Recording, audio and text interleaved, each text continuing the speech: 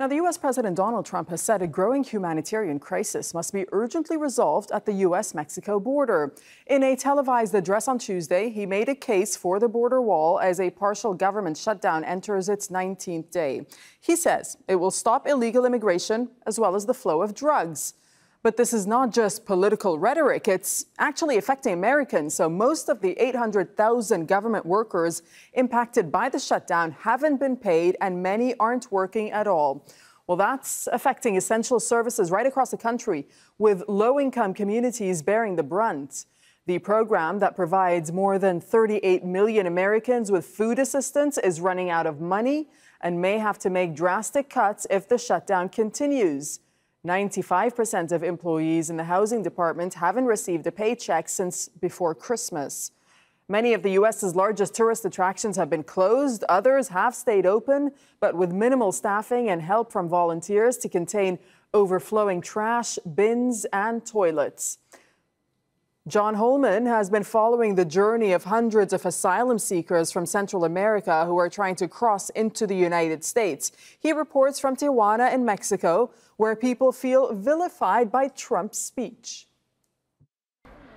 We are in one of the impromptu shelters that have been set up in Tijuana, Mexico, to try and help Central Americans that are trying to get across the border into the United States and give them some support and shelter. This one's in a church. We watched President Trump's speech with them, and the first reaction here was really people quite offended, especially his depictions as some people crossing illegal as criminals. He told stories about a murderer and about a rapist. They said, you can't just stick us all in that same bucket. There's a lot of good people here trying to get there. They were talking about why they've gone on this dangerous journey north that President Trump actually alluded to, saying that things are so tough back home, they didn't have a lot of choice, either because violence and because of the gangs that really terrorize vast parts of the countries where they live, or because of poverty, trying to escape that and make a better life for themselves in the United States. Some of them are doing that via asylum.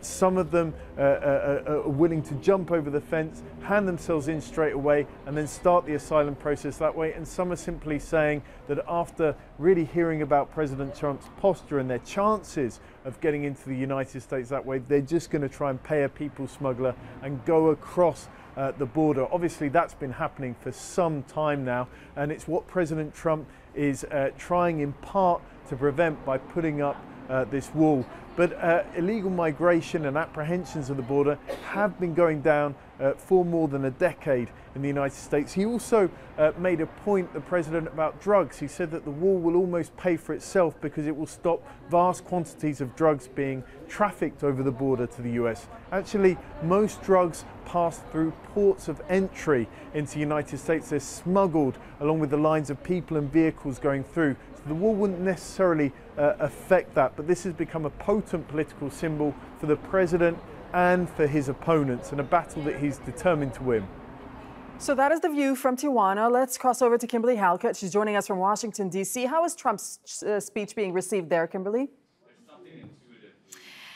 Well, it doesn't appear that it's moved the dial. So in other words, what we saw was not only the president, but also members of the Democratic Party, the leaders in the Senate and the House of Representatives, essentially restating positions that we had already heard, only doing it in primetime television. So in some ways, the reaction in the United States has been one of annoyance, that people got stirred up, expected the president might even declare a national emergency, and then this whole speech just kind of fell flat. So there's not only that frustration, but there's also this recognition that Donald Trump promised to come to Washington to do Washington differently and to break up the gridlock that has been gripping Congress for almost a decade.